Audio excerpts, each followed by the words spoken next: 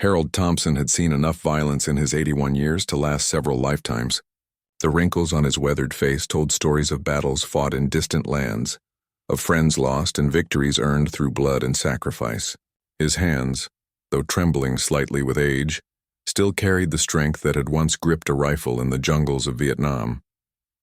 The Purple Heart medal sitting quietly in his bedroom drawer served as a reminder of the shrapnel that had torn through his leg during a firefight that claimed half his platoon. These days, Harold lived a quiet life in the small town of Millfield, Pennsylvania. His modest house on Elm Street had been his sanctuary for the past 15 years, ever since his wife Martha had passed away from cancer. The white picket fence surrounding his property needed a fresh coat of paint, and the garden that Martha once tended with such care now showed signs of an old man's struggle to maintain it alone. But Harold took pride in his independence. Every morning at 6 sharp, he would shuffle to the front porch in his faded military jacket, coffee mug in hand, watching the world wake up around him. The neighborhood had changed significantly over the years. Young families had moved in, replacing the older couples who had been Harold's friends and companions. Children rode their bicycles past his house, sometimes stopping to listen when he told them stories about the old days. Their parents appreciated having a veteran on the block, someone who represented the values of service and sacrifice that seemed increasingly rare in modern times. Harold never complained about the noise or the occasional soccer ball that landed in his yard. In fact, he welcomed the sounds of life and laughter that reminded him of better times.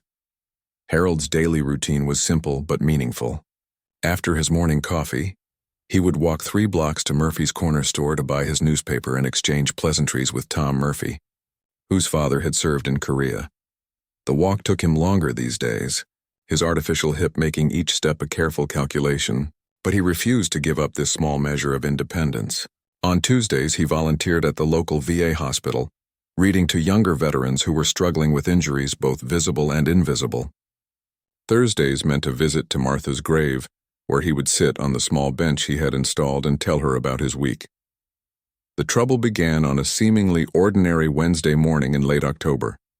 Harold had noticed the group of young men hanging around the abandoned lot at the end of his street for several weeks. They appeared to be in their early 20s with expensive cars and an attitude that suggested they believed the world owed them something.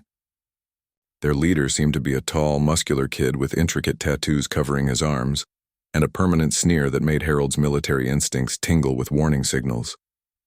The old veteran had served long enough to recognize predators when he saw them.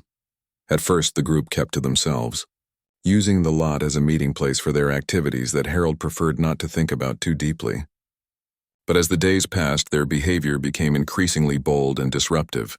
They played loud music at all hours, left trash scattered across the sidewalks, and seemed to take pleasure in intimidating the elderly residents who dared to walk past their territory. Harold watched from his window as Mrs. Chen from next door crossed the street to avoid them, and he felt a familiar anger building in his chest. The breaking point came when Harold witnessed the group harassing 12-year-old Emma Rodriguez as she walked home from school. The little girl lived 2 houses down from Harold, and he had watched her grow up from a shy kindergartner into a bright, curious child who reminded him of the grandchildren he never had. On this particular afternoon, the group had surrounded Emma, making crude comments and blocking her path while she clutched her backpack and fought back tears. Harold's military training kicked in before his age could stop him. Without hesitation, the elderly veteran stepped out of his house and walked directly toward the confrontation. His voice, though aged, still carried the authority of a man who had commanded respect in life-or-death situations. He told the young men to leave the girl alone and go find something productive to do with their time. For a moment, the group seemed surprised by the intervention of this frail-looking old man. Emma took advantage of their distraction to run toward her house, casting a grateful look back at Harold as she reached safety. The leader of the group, who went by the street name Viper, didn't appreciate being challenged by someone he saw as a weak, insignificant old man. His pride had been wounded in front of his followers, and in his world, that kind of disrespect couldn't go unanswered. He stepped close to Harold, close enough that the veteran could smell the alcohol on his breath and see the cold calculation in his eyes. Viper made it clear that Harold had made a serious mistake by interfering in their business. and that there would be consequences for his actions. Harold stood his ground, his military bearing evident despite his age. He had faced down enemy soldiers armed with automatic weapons. He wasn't about to be intimidated by a neighborhood punk, regardless of how many friends the young man had backing him up. The confrontation ended with Harold walking slowly back to his house, but both men understood that this was far from over. The old veteran had drawn a line in the sand, and Viper had accepted the challenge. That evening, Harold called his son Michael for their weekly check-in conversation. Michael lived 3 hours away in Philadelphia, where he worked as a mechanic and tried to balance his responsibilities as a father with his involvement in a motorcycle club that Harold didn't entirely approve of, but had learned to accept. Harold mentioned the incident with the neighborhood troublemakers, downplaying the severity of the situation because he didn't want to worry his son unnecessarily. Michael had enough on his plate without adding his father's problems to the list. As Harold prepared for bed that night, he couldn't shake the feeling that he had set something in motion that would change his quiet life forever. He checked the locks on his doors twice, something he hadn't done since Martha's illness had made her fearful of every shadow. Outside his bedroom window, he could hear the distant sound of loud music and raucous laughter coming from the direction of the abandoned lot. The old soldier lay in his bed staring at the ceiling and remembering other nights when danger had lurked just beyond the safety of temporary shelter. The harassment began subtly, like a slow poison seeping into Harold's peaceful existence. The first incident occurred 3 days after his confrontation with Viper's group. Harold discovered his morning newspaper had been shredded and scattered across his front yard, the pieces mixing with the fallen autumn leaves in a deliberate display of disrespect. When he bent down to collect the debris, his aging back protesting with each movement, he noticed fresh tire tracks cutting deep gouges into his carefully maintained lawn. The message was clear and unmistakable. Harold cleaned up the mess without complaint, but he began to notice other small violations of his privacy and property. His mailbox was repeatedly knocked over during the night, forcing him to replant the post in increasingly creative ways to keep it upright. Someone had thrown eggs at his front windows, leaving sticky trails that attracted flies and created an unpleasant smell that seemed to linger despite his best efforts to clean it. The American flag that he raised every morning in honor of his fallen comrades was stolen twice, each theft feeling like a personal attack on everything he held sacred. The psychological warfare escalated when Harold's garbage cans were overturned every collection day, spilling refuse across the street and creating a humiliating spectacle for his neighbors to witness.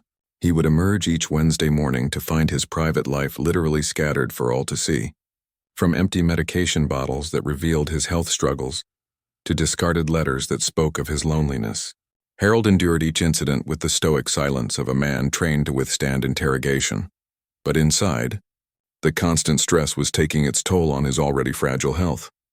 Mrs. Chen approached Harold one afternoon as he was attempting to replant his uprooted flower bed for the 3rd time that month.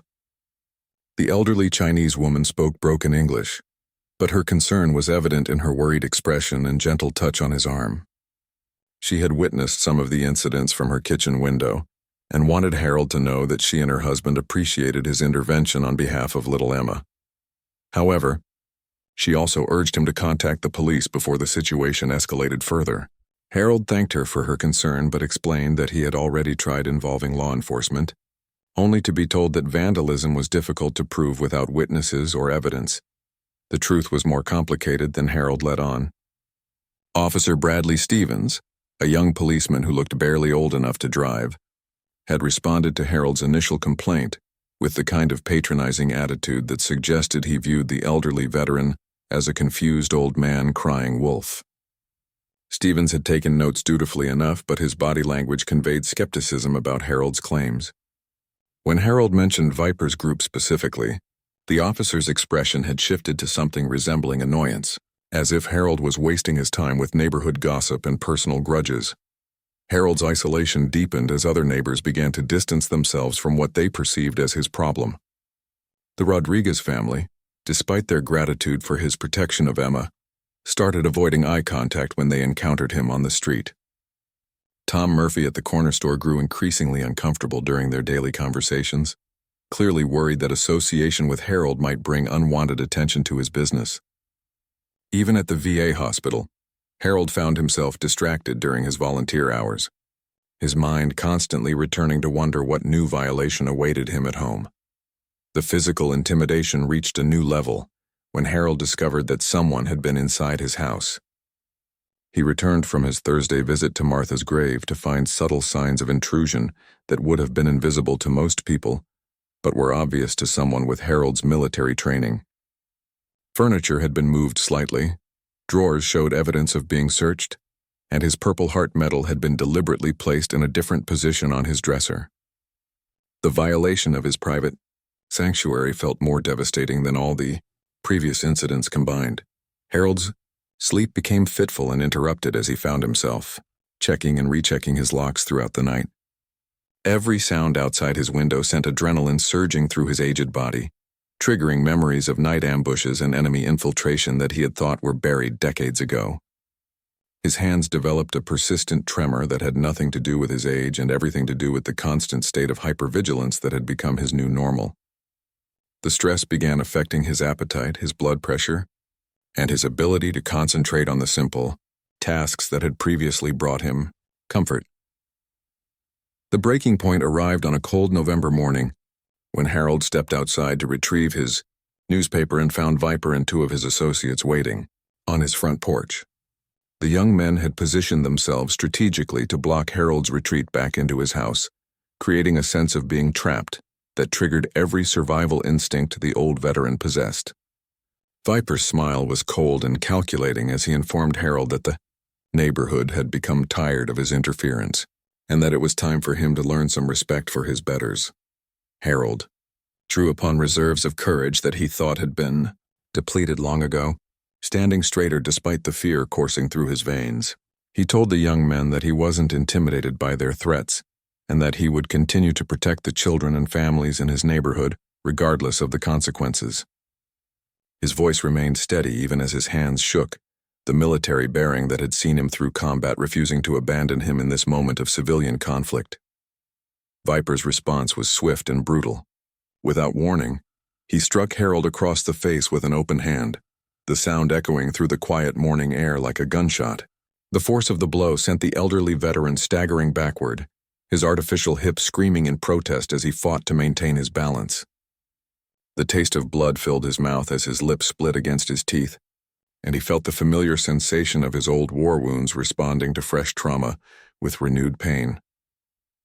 The second slap came before Harold could fully recover from the first, this time delivered with enough force to knock him to his knees on the concrete steps of his own porch. His vision blurred momentarily as his head struck the railing, and he felt blood trickling down his forehead from a small cut opened by the impact. Viper stood over him, breathing heavily with excitement and adrenaline, clearly enjoying the sight of the proud old man reduced to such a vulnerable position. Harold remained on his knees for several long seconds, not from inability to rise, but from the shock of experiencing such casual violence in the place he had considered safe. Around him, he could sense neighbors peering through their curtains, witnessing his humiliation but unwilling to intervene on behalf of a man who had tried to protect their community. The silence felt almost as devastating as the physical assault, confirming Harold's growing suspicion that he was truly alone in this fight. As Viper and his companions walked away, laughing about their easy victory over the helpless old man, Harold slowly pulled himself to his feet and made his way inside his house. He cleaned his wounds with the same methodical precision he had once used to treat battlefield injuries, but his hands shook as he dabbed antiseptic on his split lip. For the first time since Martha's death, Harold Thompson felt truly defeated. Michael Thompson was working beneath the hood of a 1987 Harley-Davidson when his phone rang, the ringtone barely audible over the classic rock music playing in his garage workshop. Grease covered his hands and forearms as he reached for the device, expecting another customer inquiry about motorcycle repairs or parts availability. Instead, he saw his father's name on the caller ID, which immediately set off alarm bells in his mind. Harold never called during working hours unless something was seriously wrong. The conversation that followed would haunt Michael for years to come. His father's voice sounded different, older somehow, with a tremor that spoke of pain both physical and emotional. Harold tried to downplay the incident, describing it as a minor disagreement with some neighborhood troublemakers, but Michael could hear the carefully controlled anguish beneath his father's measured words. When Harold mentioned being struck and knocked down, Michael felt a rage building in his chest that threatened to consume his ability to think rationally. Michael had inherited more than just his father's stubborn streak and sense of justice. At 42 years old, he possessed the kind of quiet intensity that made other men step aside when he walked into a room. His years working as a mechanic had built substantial muscle across his shoulders and arms, while his involvement with the Demon Riders Motorcycle Club had taught him lessons about loyalty and retribution that his father's military service had only hinted at. The combination of legitimate anger and questionable associates made Michael a dangerous man to cross under the best of circumstances. The Demon Riders occupied an interesting position in Philadelphia's motorcycle culture. Unlike the stereotypical outlaw clubs portrayed in movies and television, they operated more like a brotherhood of working-class men who shared a passion for motorcycles and an unshakable loyalty to each other's families. Michael had joined the club 8 years earlier, initially attracted by their charitable work with local veterans organizations and their reputation for helping members through difficult times. What he discovered was a group of men who understood that sometimes the law wasn't enough to protect the people they cared about. Club president Jake Iron Morrison had served 2 tours in Afghanistan before returning home to work construction and build custom motorcycles in his spare time. At 38, he commanded respect through competence rather than intimidation, though his ability to handle violent situations was well documented among club members. When Michael called Jake that evening to explain his father's situation, the club president listened without interruption, asking pointed questions about the location, the number of perpetrators, and Harold's physical condition following the assault. The Demon Riders' weekly meeting took place every Thursday evening in the back room of Murphy's Tavern, a blue-collar establishment that had been serving the neighborhood for over 40 years. Michael arrived early that week, his jaw still clenched with barely controlled fury as he nursed a beer and waited for the other members to gather. Word of Harold's situation had already spread through the club's informal communication network, and Michael could see the anger reflected in the faces of men who understood what it meant to disrespect a veteran. Tommy Wrench Sullivan, the club's sergeant-at-arms, had lost his own grandfather to complications from Agent Orange exposure and took the assault on Harold as a personal affront to all veterans. At 51, Tommy was the oldest active member of the club, and his experience with both military service and street justice made him a valuable advisor when situations required careful planning. As the meeting began, Tommy stood to address the group about the kind of response that Harold's attackers had earned through their actions. The discussion that followed was both methodical and passionate, with club members sharing similar experiences involving elderly relatives and neighborhood predators. Marcus Diesel Rodriguez contributed the perspective of someone who had grown up in rough neighborhoods where respect was earned through strength and lost through weakness. His analysis of the situation was brutally simple. Allowing the assault on Harold to go unanswered would signal to every criminal in the area that veterans and elderly residents were acceptable targets for intimidation and violence. Sarah Spike Chen, one of only 3 female members of the Demon Riders, brought a different viewpoint to the conversation based on her work as a social worker and her understanding of community dynamics. She emphasized that their response needed to send a clear message without creating additional problems for Harold or innocent residents in his neighborhood. Her suggestion to make their intervention visible and public, rather than secretive and vengeful, resonated with members who understood the importance of community. Perception and support, Jake. Morrison synthesized the various opinions and experiences into a coherent plan that balanced the club's desire for justice with their responsibility to avoid escalating the situation beyond Harold's ability to handle the consequences. The Demon Riders would travel to Millfield in force, making their presence known to Viper's group and the entire neighborhood. Their goal would be to demonstrate that Harold Thompson was not alone and that any further attacks on him would bring swift and overwhelming retaliation from people capable of following through on their threats. Michael felt a mixture of gratitude and apprehension as the club members discussed logistics and timing for their intervention. He understood that involving the Demon Riders would fundamentally change the nature of his father's conflict, transforming it from a local neighborhood dispute into something with potentially serious consequences for everyone involved. However, the image of his elderly father being knocked to his knees by a punk half his age made any risk seem acceptable compared to allowing the violence to continue. The club's decision to support Michael's father reflected values that extended far beyond motorcycle culture or criminal justice. These were men and women who understood that protecting family meant protecting the elderly, the vulnerable, and those who had sacrificed for their country. Harold's service in Vietnam resonated particularly strongly with club members who had their own experiences with military deployment and the challenges of returning home to a society that didn't always appreciate their sacrifices. Preparation for the trip to Millfield began immediately, with club members checking their motorcycles, coordinating schedules, and discussing the most effective ways to make their point without crossing lines that would bring unwanted legal attention. The Demon Riders had learned through experience that intimidation was often more effective than violence, and that a show of force could prevent the need for actual confrontation if executed properly. Michael called his father that night to let him know that help was coming, though he was careful not to provide details about the nature or scope of the assistance. Harold's response was characteristically complex, mixing gratitude with concern about the potential consequences of escalating the situation. The old veteran understood better than most that calling in reinforcements changed the rules of engagement, and he worried about what might happen to his quiet neighborhood once the conflict expanded beyond its current boundaries. As Friday afternoon approached, Michael felt the familiar pre-action anxiety that reminded him of his own brief military service before an injury ended his Army career and led him into motorcycle repair work.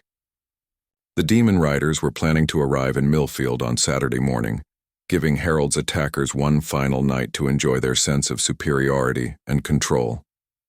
After that, Viper and his associates would discover that some elderly veterans had resources and allies that extended far beyond the confines of their small-town neighborhood. Saturday morning arrived with the kind of crisp autumn air that made the rumble of motorcycle engines carry farther than usual across the Pennsylvania landscape. Harold Thompson sat on his front porch despite the early hour chill, nursing his second cup of coffee and trying to process the mixture of anticipation and dread that had kept him awake most of the night. His split lip had healed enough to allow normal speech, but the bruising around his left eye served as a constant reminder of his humiliation 3 days earlier. The sound began as a distant vibration, barely distinguishable from the usual morning traffic on the highway that bordered Millfield. But Harold's trained ear quickly identified the synchronized rhythm of multiple motorcycle engines moving in formation, growing steadily louder as they approached the residential streets. He set his coffee mug aside and straightened in his chair, recognizing that his son had kept his promise to provide assistance, though the nature of that help remained unclear. 18 Harley-Davidson motorcycles turned onto Elm Street at precisely 9 o'clock, their chrome and paint gleaming in the morning sunlight as they moved in perfect formation down the quiet residential road. The Demon Riders wore their colors proudly, black leather jackets displaying the club's distinctive logo and patches that told the story of their brotherhood, their military service, and their commitment to protecting their own. The sound of their engines created a rolling thunder that brought residents to their windows and front doors, drawn by curiosity and a sense that something significant was about to unfold. Michael Thompson rode at the front of the procession, his face grim with determination as he spotted his father sitting on the porch. Behind him, Jake Morrison maintained the steady pace that allowed each rider to observe the neighborhood and identify potential threats or escape routes. The club members had discussed this moment extensively during their ride from Philadelphia, understanding that their arrival would send shockwaves through the EU community and potentially trigger responses from both criminals and law enforcement. Harold felt his chest tighten with emotion as he recognized his son among the riders, pride mixing with concern as he watched the impressive display of solidarity rolling down his street. The neighbors who had avoided eye contact with him for weeks were now staring openly, their expressions ranging from amazement to apprehension as they tried to understand the connection between the quiet elderly veteran and this imposing group of motorcycle riders. The procession came to a stop directly in front of Harold's house, with motorcycles lining both sides of the street in a formation that spoke of military precision and tactical awareness. As the engines shut down one by one, the sudden silence felt almost as dramatic as the thunderous arrival had been. Michael removed his helmet and walked up the front path to his father's porch, his boots clicking against the concrete with the confidence of a man backed by 17 loyal friends. The reunion between father and son was brief but emotionally charged, with Harold struggling to maintain his composure as he stood to embrace Michael. The other club members remained with their motorcycles, their presence serving as both protection and intimidation for anyone who might be watching from concealed positions. Jake Morrison positioned himself where he could observe the abandoned lot, where Viper's group typically gathered, while Tommy Sullivan and Marcus Rodriguez flanked the street to prevent any surprise approaches. Within 15 minutes of the Demon Rider's arrival, Viper and his associates emerged from their usual hangout to investigate the disturbance. The contrast between the two groups was immediately apparent. Where Viper's crew projected the kind of casual arrogance that came from bullying those weaker than themselves, the motorcycle club members exhibited the disciplined confidence of men who had faced real danger and emerged stronger for the experience. Viper's initial reaction was predictable, a combination of bravado and territorial aggression that led him to approach the motorcycles with 3 of his closest associates trailing behind. The young man's swagger faltered slightly as he got close enough to read the military service patches on several of the riders' jackets, but his pride prevented him from showing any obvious signs of intimidation. He demanded to know what business the bikers had in his neighborhood, using language that demonstrated his lack of understanding about the situation he had created. Jake Morrison stepped forward to address Viper directly, his voice carrying the kind of quiet authority that made other men listen carefully to every word. The club president explained that they had come to check on Harold Thompson, a veteran who deserved the respect and protection of his community rather than harassment from local criminals. Jake's tone remained conversational, but his body language suggested that he was fully prepared to transition from talking to more direct forms of communication if necessary. The confrontation attracted additional attention from the neighborhood, with residents emerging from their houses to witness the standoff between the motorcycle club and the local troublemakers. Mrs. Chen appeared on her front porch, her expression showing relief rather than fear as she observed the protection that had arrived for her neighbor. Tom Murphy from the corner store walked down from his shop, drawn by curiosity and a growing sense that justice might finally be served for the harassment that everyone had witnessed, but no one had been willing to confront. Viper attempted to maintain his position of dominance by claiming that the old man had been interfering in business that didn't concern him, but his words lacked conviction as he found himself surrounded by men who clearly outmatched his group in both numbers and experience. Tommy Sullivan's laugh was particularly unsettling, a sound that suggested he found Viper's bravado more amusing than threatening. The sergeant-at-arms had dealt with far more dangerous men than these neighborhood punks, and his casual dismissal of their posturing was evident to everyone present. The situation reached its turning point when Sarah Chen stepped forward to address the growing crowd of neighbors who had gathered to watch the confrontation. Her presence as both a female club member and a social worker gave her unique credibility, as she explained that the Demon Riders were there to ensure that Mr. Thompson could live safely in his own neighborhood without fear of further harassment or violence. Her words resonated with residents who had felt helpless to protect themselves and their families from Viper's group. Harold watched the proceedings with a mixture of gratitude and amazement, struck by the realization that his son had brought him allies who understood the importance of standing up to bullies. The old veteran had spent weeks feeling isolated and vulnerable, but the presence of the motorcycle club transformed the dynamic completely. Instead of being a lone elderly man facing young criminals, he was now part of a brotherhood that extended far beyond his immediate family. Marcus Rodriguez chose that moment to share his own assessment of the situation, addressing Viper and his associates in terms that left no room for misinterpretation. The former gang member turned legitimate businessman explained that Harold Thompson was now under the protection of the Demon Riders, and that any further harassment would be considered a direct attack on the entire club. His words carried the weight of experience with street justice, making it clear that consequences would be swift and severe. The neighborhood dynamics shifted visibly as residents began to understand that Harold's situation had changed fundamentally. Children who had been forced to avoid certain streets could now walk freely, while elderly residents no longer needed to cross the road to avoid confrontation with Viper's group. The presence of the motorcycle club served as a powerful reminder that some fights were worth having, and that protecting the vulnerable was a responsibility that extended beyond law enforcement.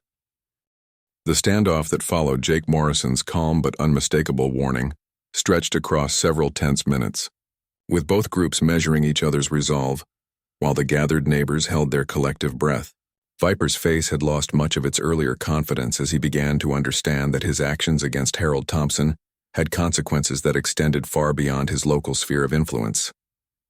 The young man's associates shuffled nervously behind him, their earlier bravado evaporating as they faced the reality of confronting experienced men who weren't intimidated by their, reputation or numbers. Michael Thompson remained close to his, father during the confrontation, his presence serving as both emotional support for Harold and a clear signal to Viper's group about the personal nature of their intervention. The mechanic's hands stayed relaxed at his sides, but every club member recognized the coiled tension in his shoulders that suggested he was prepared to escalate the situation if necessary. Michael's restraint demonstrated the discipline that Jake Morrison had instilled in the Demon Riders, emphasizing that their strength lay in controlled response, rather than random violence. Tommy Sullivan moved almost imperceptibly to position himself between Viper's group and the nearby houses where families might be watching from windows, his veteran instincts automatically protecting civilians while maintaining tactical advantage. The sergeant-at-arms had seen enough combat to recognize when a situation was approaching the point where talking would give way to action, and his subtle repositioning sent a clear message to both his club brothers and the local troublemakers about his assessment of the threat level. The psychological pressure on Viper intensified when several neighbors began openly supporting Harold's position, with Mrs. Chen stepping forward to describe the harassment she had witnessed over the past several weeks. Her broken English couldn't disguise the sincerity of her testimony, as she explained how the young men had made the entire neighborhood feel unsafe, forcing elderly residents to alter their daily routines to avoid confrontation. Tom Murphy added his own observations about the vandalism and intimidation that had been escalating steadily since Harold's initial intervention. Sarah Chen's professional experience with conflict resolution became evident as she addressed the crowd of onlookers, explaining that the Demon Riders weren't interested in creating additional problems for the neighborhood, but were committed to ensuring that all residents could live safely without fear of harassment. Her words resonated particularly strongly with the parents who had been worried about their children's safety, offering them hope that the situation might finally be resolved in favor of peace and community protection. Viper made one final attempt to salvage his position by threatening to call the police, apparently unaware that his own criminal activities made such a threat essentially meaningless. Marcus Rodriguez's response was swift and devastating, pointing out that law enforcement would be very interested in investigating the drug sales and stolen property that everyone knew were connected to Viper's group. The former gang member's intimate knowledge of criminal operations made his counter-threat particularly credible, shifting the power dynamic even further in favor of Harold and his new allies. The breaking point came when little Emma Rodriguez appeared at her family's front gate, her young face showing relief and gratitude as she waved at Harold from a safe distance. The sight of the child whose protection had started this entire conflict served as a powerful reminder of what was at stake, and Jake Morrison used the moment to deliver his final ultimatum to Viper's group. The club president's words were measured and professional, but they left no doubt about the consequences that would follow any future harassment of Harold Thompson or other neighborhood residents.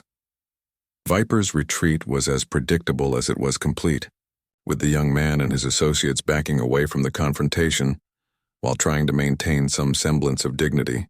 Their departure from the abandoned lot was witnessed by dozens of neighbors who had grown tired of living in fear, and the collective sigh of relief that followed their exit seemed to lift a weight that had been pressing down on the entire community for months. Harold felt tears forming in his eyes as he watched his tormentors disappear, overcome by the realization that his nightmare was finally ending. The aftermath of the confrontation brought unexpected consequences that extended far beyond Harold's immediate situation. Neighbors who had avoided each other for weeks began engaging in conversations about community safety and mutual support, recognizing that their collective silence had enabled Viper's group to terrorize individual residents.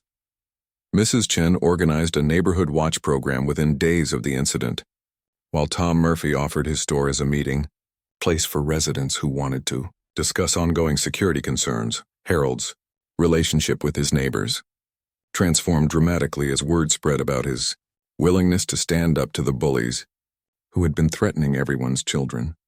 Parents who had previously seen him as just another elderly resident began stopping to thank him for his courage, while children like Emma Rodriguez went out of their way to wave and say hello during their walks to school.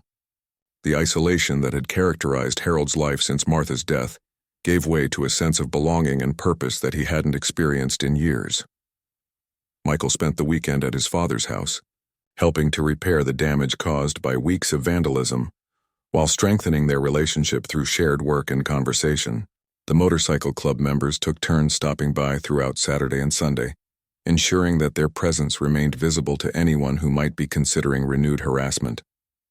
Their casual interactions with Harold and his neighbors demonstrated that the Demon Riders were committed to long-term protection, rather than simply making a dramatic gesture and disappearing. The response from local law enforcement was complicated but ultimately supportive, with Officer Stevens visiting Harold on Monday morning to apologize for his earlier dismissive attitude and to gather information about Viper's criminal activities.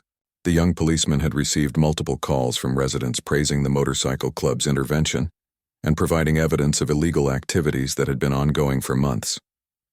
His investigation led to several arrests within the following week, effectively dismantling the criminal operation that had been using the abandoned lot as their base. Jake Morrison's decision to maintain a subtle but ongoing presence in Millfield proved crucial to the long-term success of their intervention. Club members established relationships with local business owners and community leaders, creating a network of mutual support that extended the Demon Riders' protective influence throughout the neighborhood. Their charitable work with veterans organizations expanded to include Harold's volunteer activities at the VA hospital, bringing additional resources and support to programs that served former military personnel. Harold's weekly phone calls with Michael evolved into regular visits that brought father and son closer together than they had been since Michael's childhood. The shared experience of confronting Viper's group had reminded both men of their mutual love and respect, while the ongoing presence of the Demon Riders provided Harold with a sense of security that allowed him to enjoy his independence without constant fear. The old veteran began sleeping through the night again, his appetite returned, and the tremor in his hands gradually disappeared as his stress levels normalized. The transformation of Harold's neighborhood became a model for other communities dealing with similar problems, with the Demon Riders receiving requests for assistance from elderly residents and veteran organizations throughout Pennsylvania. Their success in Millfield demonstrated that sometimes unofficial intervention could achieve results that traditional law enforcement struggled to provide, particularly when dealing with criminals who were skilled at avoiding formal prosecution while terrorizing vulnerable populations. 6 months after the confrontation that changed everything, Harold Thompson stood in his front yard on a warm spring morning, watching his neighbor's children play safely in the street, where Viper's group had once terrorized the community. The transformation of Elm Street seemed almost miraculous to residents who remembered the fear and tension that had characterized their daily lives throughout the previous autumn and winter. The abandoned lot at the end of the block had been purchased by the city and converted into a small park, complete with playground equipment that attracted families from throughout Millfield. The legal consequences for Viper and his associates had been swift and comprehensive once the neighborhood residents found their voices and began cooperating with law enforcement. Officer Stevens, whose attitude had changed dramatically after witnessing the community support for Harold, had worked tirelessly to build cases against the criminal organization that had been operating with virtual impunity for years. The drug charges alone were sufficient to remove the ringleaders from the community for significant prison sentences, while the younger members faced choices between reform programs and following their leaders into the criminal justice system. Harold's relationship with the Demon Riders had evolved from crisis intervention to genuine friendship, with club members becoming regular visitors to Millfield for social events and community service projects. Jake Morrison had discovered that Harold's military experience and natural leadership abilities made him an excellent mentor for younger veterans struggling with the transition to civilian life. The old soldier's volunteer work at the VA Hospital expanded to include counseling sessions that drew upon his recent experience with standing up to civilian bullies and finding unexpected sources of support. Michael Thompson's garage in Philadelphia became an unofficial meeting place for veterans who rode motorcycles, creating a network of mutual support that extended far beyond the formal structure of the Demon Riders. Harold made monthly trips to the city to participate in these gatherings, sharing stories of his military service while learning about the challenges faced by veterans of more recent conflicts. The intergenerational connections formed during these sessions provided both groups with perspectives they had been missing, bridging gaps between different eras of military service. The media attention that followed the successful intervention in Millfield brought unexpected opportunities for both Harold and the motorcycle club. A local television station featured their story during a Veterans Day special, highlighting the importance of community support for elderly veterans and the positive role that motorcycle clubs could play in protecting vulnerable populations.